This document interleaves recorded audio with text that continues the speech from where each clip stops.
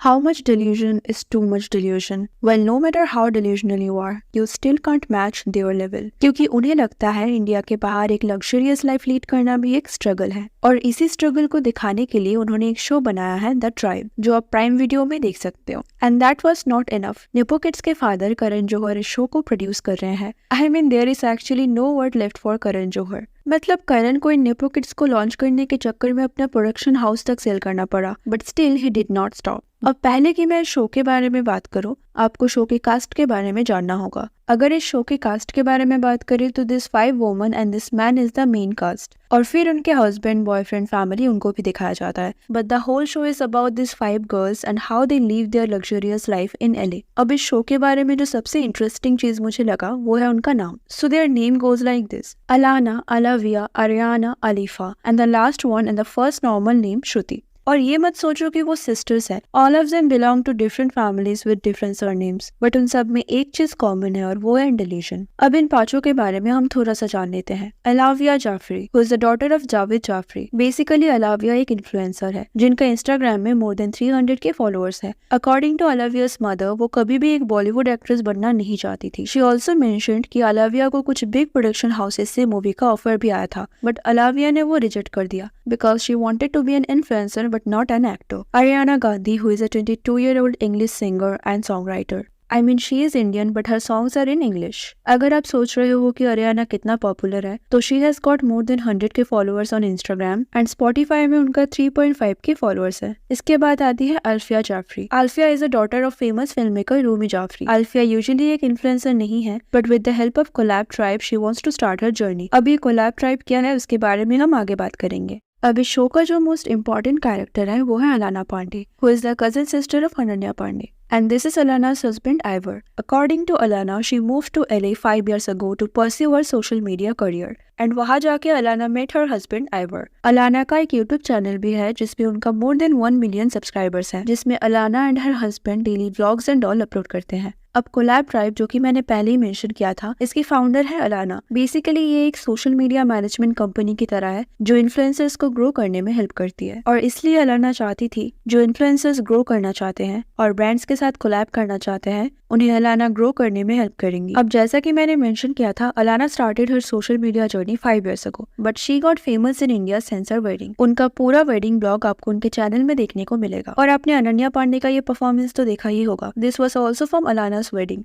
and this video got 28 million views, which is the most viewed video in her channel. अब इस show का जो first episode है वो अलाना के मैरिज के पहले शूट हुआ था। इस एपिसोड में दिखाते हैं कि अलाना उनके वेडिंग की प्रिपरेशन कर रही है, एंड अलाना यहाँ ओपनली कन्फेस करती है that her marriage is more like a business deal. According to Alanna and her husband, we love each other but what if we can make money out of it. And even in this series उनका पूरा wedding starting from pre wedding to wedding day सब कुछ दिखाया गया है, तो कह सकते हैं उनका पूरा वेडिंग कॉन्टेंट है। अब ऐसे तो वो लोग क्लेम करते हैं कि एक रियलिटी शो है and it's not scripted at all, but their acting is so bad that acting ना करने की एक्टिंग भी वो अच्छे से नहीं कर रहे थे। I think they were trying too hard to make it sound like non scripted, but unintentionally they were just making it obvious कि everything about this show is scripted. और मैं यूं ही क्लेम नहीं कर रही, ये वीडियो देखो जो अलाना के यूट्यूब चैनल का है, और यहाँ अलाना उनके शो के शूट पे है जहाँ वो स्क्रिप्ट पढ़ते हुए दिखाई दे रही है। So obviously this reality show is far from reality. अब अगर मैं इस शो के कॉन्सेप्ट को समझाने की कोशिश करूं तो keeping up with Kardashians, Splitsvilla, big boss, सारे शो को मिला के ये शो बनाया गया है, and which literally doesn't make any sense. Like just सोचो ना, कुछ इन्फ्लुएंसर जो इंस्टा में अपना फॉलोअर गेन करना चाहती है, they together start living in a house in LA and now they want people to watch that how can they have fun together. See I know her content serious content नहीं होता,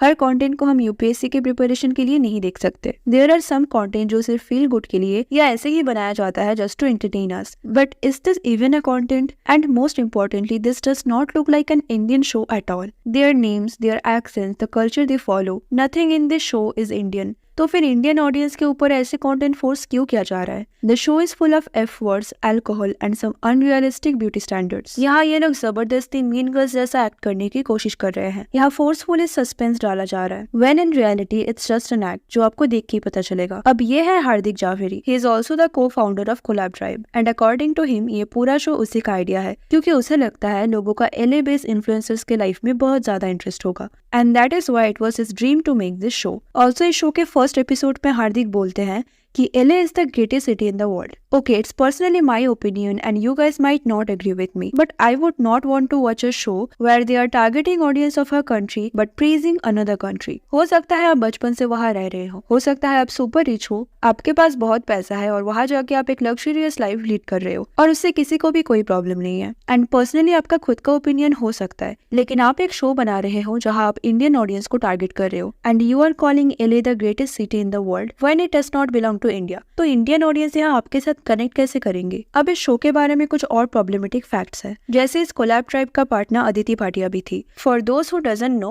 Aditi Bhatia is actually her real actor and people know her from ये रिश्ता क्या कहलाता है TV show. और एक time पे अदिति भी एलए रहती थी एंड उस time she was part of their group, but Aditi को इस शो में इंक्लूड नहीं किया गया। बट अगर वो उस ग्रुप का हिस्सा थी तो उसे इंक्लूड क्यों नहीं किया गया? तो यहाँ कुछ फैक्टर्स है। She is way more famous than all of them and इस सीरीज के फर्स्ट एपिसोड में अलाना ने बोला था that she wants to be the boss, she wants every girl to listen to her, क्योंकि उनका फॉलोअर्स ज्यादा है comparing to this 4 girls. But here Aditi is way more famous than her and also Aditi का कोई फिल्मी बैकग्राउंड भी नहीं है, शी इज सेल्फ मेड। तो लोगों का कहना है शायद इसीलिए अदिति को इस शो का पार्ट नहीं बनाया गया, because all of them has some things in common, जैसे उनका फिल्मी बैकग्राउंड होना या बहुत रिच फैमिली से बिलोंग करना। And I also feel may be Aditi उनकी तरह डिल्यूजनल नहीं थी and she actually can act, so that could be another reason. अब अदिति की तरह आलिया कश्यप भी इस ग्रुप का पार्ट थी। Alia Kashyap is the daughter of Anurag Kashyap and she is also an influencer, तो वो एक इन्फ्लुएंसर भी थी and she is also part of the industry. लेकिन सरप्राइजिंगली आलिया को भी शो में इंक्लूड नहीं किया गया and some people are claiming it is because Alia does not match their beauty standard. For them Alia is not skinny enough, neither she is beautiful enough for them.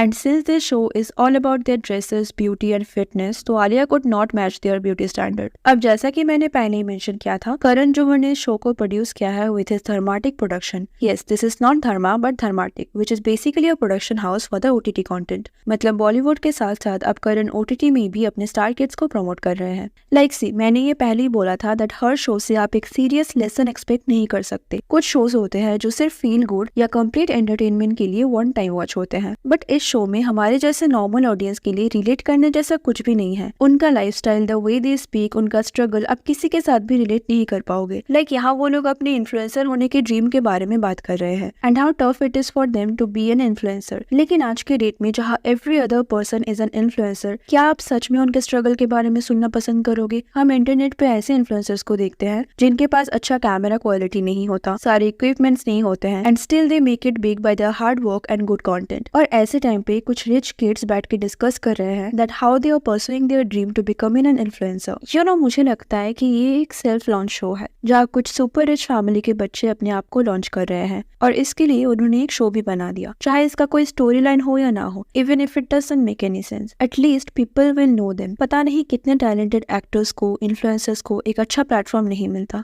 And then this rich people are getting this platform to show their not so Indian lifestyle. And जब तक industry में करण जैसे लोग होंगे तब तक उनके पास ये पावर रहेगा। शायद इसके बाद हमें स्टार किड्स के डेली व्लॉग भी ओटीटी में दिखाया जाएगा। I mean at this point कुछ भी हो सकता है। एंड जस्ट सोचो कि वो इंडियन ऑडियंस को कितना डम समझते हैं। उन्हें लगता है कि इंडियन ऑडियंस इतना फ्री है कि लोग ऐसे स्टूपिड कंटेंट को भी एक्सेप्ट करेंगे। जस्ट इमेजिन, अगर आपके पास कनेक्शन एंड पैसा हो तो आप कुछ भी बना सकते हो। You can literally make a whole series about yourself. So that was it for today. What's your thought on this? Let me know in the comment section. और अगर वीडियो अच्छी लगी तो उसे लाइक कर देना और ऐसे और वीडियोस के लिए चैनल को सब्सक्राइब कर देना। Thanks for watching, see you in the next, take care.